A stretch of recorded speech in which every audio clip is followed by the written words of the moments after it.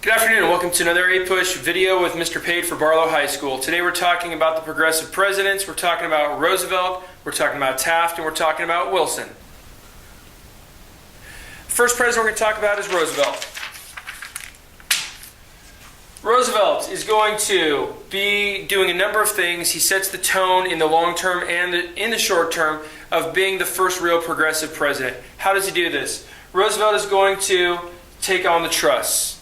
He is going to have a philosophy of good trusts are okay, bad trusts are bad. How do you determine if you're a good trust? Good trusts would submit to regulation. And when the government came in and said, we don't like this practice you're doing, it's anti-competitive, it's harmful for the economy, it's bad for labor, consumers, whatever, if the company submitted to that, acquiesced to the request, and made a change, that's a good trust. A bad trust would basically say, to heck with you, and go ahead and do what they're going to do. The bad trust, Roosevelt said, break them up. He's going to set an early tone for doing this with the Northern Securities Company, a railroad conglomeration in the Northeast that J.P. Morgan owned that had basically a monopoly of that entire region. He's going to get that broken up. Now he has the proof that he can break them up. As late as late 1890s, 1895, 1896, really trust busting wasn't working. So Roosevelt shows it can work, and now he kind of has... Well, the big stick really relates to his imperialistic efforts and the Roosevelt corollary, etc. But he kind of has a stick to hold over the trusts now as well to get their cooperation. Some cooperate, some don't. The ones who don't cooperate are going to get trust busted. Roosevelt does inflate his reputation in this, though. He's going to come in and say, oh, I'm the big trust buster, the big trust buster. Taft and Wilson later on are going to have far more trust busting that they accomplished during their time. Okay. That said, we're going to move on to the coal strike and the idea of the square deal. The square deal was a fair deal for consumers, for labor, and for the big businesses. And, to these efforts, it's not up here, but he's going to establish the departments, executive departments of commerce and labor to basically he always believes in this idea of regulation. And he's okay with larger labor unions, he's okay with larger industry trusts, as long as they're behaving well. He says if they're more efficient, they work for the economy, that's great. Let's go with it. So another example of the square deal is the coal strike. Anthracite, coal strike. The coal was a pretty important thing to have. The coal is a very significant thing because that's how people heated their homes. You can imagine in brutally cold parts of the country, if you couldn't heat your home, that's going to be a major disaster for you. With that being the case, the coal strike becomes a big deal. People can't heat their homes. Roosevelt gets upset about this. He's going to call the leaders of the mine, call the labor leaders from the mine together to the White House. He wants to talk to them and have kind of a summit. Both sides kind of don't work with him or kind of standoffish about it. Especially bad are the mine owners who really tell Roosevelt kind of to take a hike and are just really unwilling to work with him at all. Roosevelt is going to get furious, get very angry. He's going to basically say, okay, here's how it's going to be. If coal miners, you don't go back to work and submit this to arbitration, I'm going to nationalize your mine owners, take it away from you. The government will run it and own it to make sure coal gets delivered, and the U.S. Army will replace all the workers. You both lose. You both lose everything. Your jobs, your companies, it's gone. And not surprisingly, both sides will agree to go to arbitration, which means an independent third party examines their claims and makes a decision, usually some sort of a compromise. And in fact, the labor union workers don't get everything they want, but they do get their workday reduced to 9 hours. They do get somewhat of a wage increase, even though it's not as much as they want. And people get their coal, and that's a win in Roosevelt's book. This is kind of dubious constitutionality that he would just nationalize the mine and take it over. But Roosevelt has a little bit of Jackson in him. He's just going to do what needs to be done in his mind. And he's saying, I don't really care about anything other than people having coal and not suffering in the winter. So it's a good call by the president for the most part.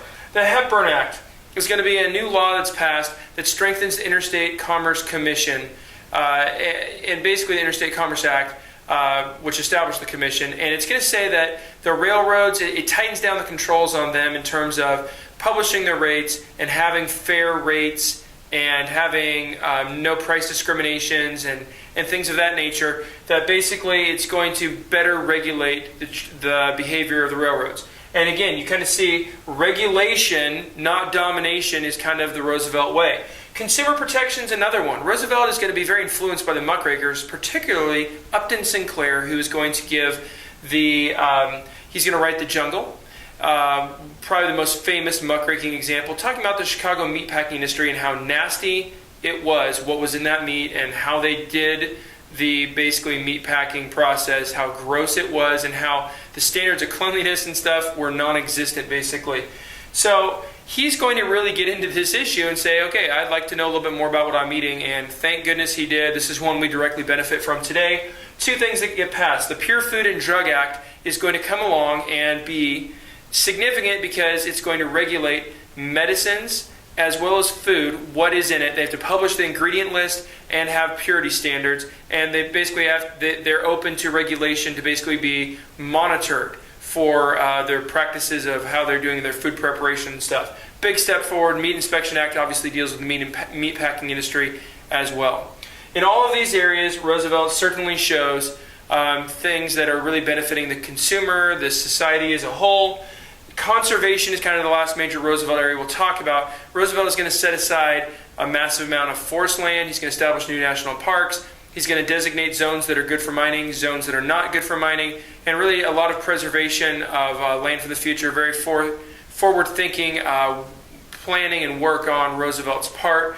And so conservation is obviously an enduring legacy he had and something that he did a really great job of. Now we move on to Taft. Taft is a guy, an interesting guy. He had really no political experience before running. He had a lot of governmental experience. He never run a campaign before he becomes president. Frankly, Roosevelt was so popular, anyone he said, this is my guy, was going to become the president, and that's Taft. Taft is going to get in there, and really, Roosevelt saw a lot of his values and his policy ideas that Taft would carry those on, and generally Taft is going to. Taft is going to go after trusts. Now, he deviates in some important ways from Roosevelt, which leads to a fracture, kind of the schism between the two of them, that's going to become a huge problem later on for the Republicans. Taft is, with trusts, going to take more of a, not a good trust, bad trust situation. He's going to say trusts are pretty bad. And less regulation, more dropping the hammer on the trust and doing trust busting. He ends up hammering 4 times as many trusts in 4 years as Roosevelt did in 8. So you can see that while Roosevelt was a pioneer in this area, well, Taft did more of it. And we'll see how that's a problem here in just a minute. Tariffs, he's actually going to take on something that Roosevelt was unwilling to or chose not to, and that is the tariff. The tariff had been a controversy since, well, basically the end of the Civil War. America did not need a tariff really anymore, but just kind of sat on having fat tariffs to make industry ever richer. But it made things more expensive for a lot of the common citizens, benefiting big business, but not benefiting really the little guy. So, the tariff, it becomes a huge issue. A fairly ambitious tariff gets passed by Taft and makes it through the House of Representatives. But the Senate, and keep in mind that at this time, senators are not directly elected by the people, so they're kind of the good old boys of the party, and they, the muckraking, we have, one of the books that's going to be written is basically talking about how the Senate, 75 out of 90 senators were basically in the pocket of trusts, banks, and railroads. So you can see the Senate is going to be, if they are beholden to the trusts, they are not going to be really making big efforts to do this. So they actually scale back the tariff significantly, and while it makes some improvements and does reduce a number of different tariffs in different areas, it's not going to be what it had the potential to be. So the tariff effort is largely a failure. Conservation. Generally, Taft, the people he puts in place are ardent conservationists. They believe in the issue. They want to see the country's land protected, just like what TR would have wanted. But at the same time, you have the Ballinger-Pinchot controversy, which is it's the first of 2 major things that caused this split between Roosevelt and Taft. Ballinger is a new guy appointed by Taft. He is going to be kind of the head of the Secretary of Interior. He's going to be the Secretary of the Interior. Pinchot is the head of the Department of Forestry. Pinchot was a guy that had been there before Roosevelt. Roosevelt loved him. He was Roosevelt's guy in the department. Ballinger is going to say, we need to pull back a little bit of the land that Roosevelt set aside too much. Well, Pinchot was involved in that process. Pinchot complains, tries to go around Ballinger, and basically he's going to get fired kind of more for insubordination and clash of values and ideas, not for scandal or something like that, but this is going to enrage TR that Pinchot, his guy there, is going to be taken aside and given the boot. Ballinger is going to be replaced also. Taft replaces them, in all fairness, with good conservationists, both of those positions, and yet Roosevelt's mad because his guy was tossed. Now, going back to the trusts, one of the deals, the Panic of 1907, Morgan is going to step up. Ironically, he was Roosevelt's enemy. Roosevelt had gone ahead, and his first major trust busting, as I said earlier, was the Northern Securities Company, a railroad syndicate owned by Morgan. Morgan did not like Roosevelt, but Roosevelt goes to Morgan in the Panic of 1907 and says, if you will take over the struggling Tennessee Coal and Iron Company, I will not trust bust your company, U.S. Steel. And so Morgan does it. Morgan helps bail out the economy and lessen the impact of the Panic of 1907. And yet, 4 years later, in 1911, Taft is going to trust bust U.S. Steel over this Tennessee Coal and Iron. And this really, really ticks off Roosevelt and leads to this split. The new nationalism that emerges, basically as Roosevelt comes back, he had stepped down after 7 years as the president. He comes back and says, I'm running again. He has lots of new ideas. The ideas he has are very significant ideas. He's talking about women's suffrage. These are ideas that set the liberal agenda for the next 50 years. Women's suffrage, he's talking about lowering the tariff, campaign spending limits, currency reform. He's talking about workers' compensation, banning child labor, minimum wage laws, income tax, all kinds of different things. Roosevelt is talking about going far beyond what he'd done before. It's an ambitious agenda, and ironically an agenda that's going to influence what Wilson does, and really, for the next several decades, kind of the agenda of what people want to get done. But this is a fatal split in the Republican Party, which has a dominant amount of electoral clout. Even though they would easily win the election with either Taft or Roosevelt, the party machinery backs Taft, the popular people, progressives, and the rank-and-file Republicans back Roosevelt. And so what you see is a split between the two of them. And that, in this election, leads to the election of Woodrow Wilson. Wilson is going to take some of Roosevelt's ideas to heart and run with them. Some areas he's going to do something very different. Wilson is going to say all trusts are bad trusts. So more trusts were bad under Taft. Some were bad under, the bad behaving ones were bad under Roosevelt. They're all bad according to Wilson. And he's going to be very aggressive about getting rid of all trusts that he can. Underwood tariff, a significant tariff reduction, an attempt by Taft, called for in the new nationalism. It now happens. They start to reduce that.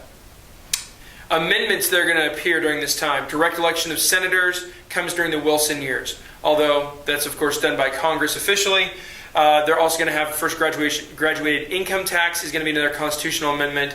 And, of course, we also get women get the right to vote by the end of the Wilson years. Although these are things that are more like the flow of the progressives, those constitutional amendments as well as prohibition. Those are kind of, he's just swept along, Congress is swept along by this fever. It's not that it was necessarily his agenda as much. Something else that he's very significantly involved in is the Federal Reserve. And the Federal Reserve is kind of replacing those national banks of the past. We'd had the first bank, the second bank. We'd had the national banking system that came back under Lincoln. Before that, the independent treasury system. And this is attempting to regulate banks better and to make sure that they have a flow of money at all times to deal with panics.